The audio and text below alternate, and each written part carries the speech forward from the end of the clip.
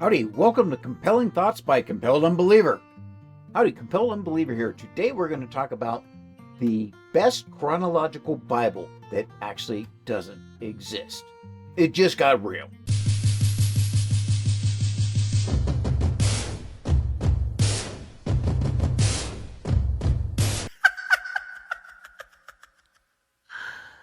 Oh, wow. There are two types of chronological Bibles, or Bibles that we think of in the chronological order. That is, the order that the Bible is written in. The order that the Bible is written in is not a historical Bible. It's not written in the order that events are said to have occurred. It is written in the order in which the founding fathers thought was prudent.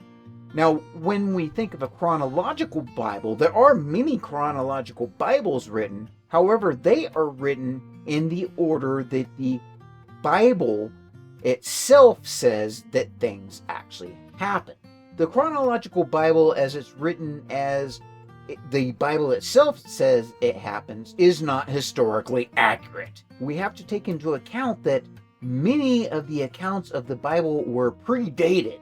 In other words, they were written long, like even hundreds of years after a certain event, but they are written in the context of they were written in 200 or 300 years earlier.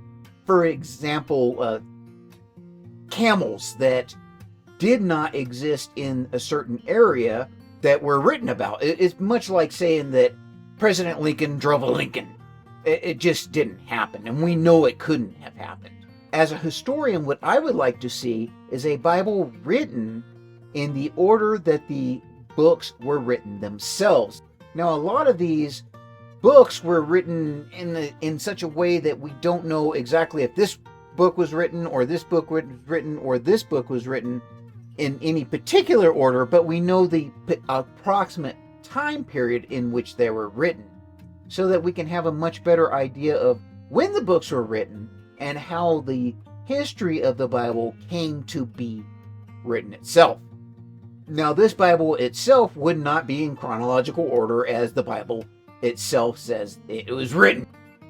For example, we know that the prophets were written first, and the books of Moses were probably the very last books that were written in the Old Testament.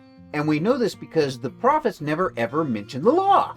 They had no idea that there was a law. And when they talk about certain things, it would have been an absolute perfect time to mention the law, but they never do, because they simply did not know it existed.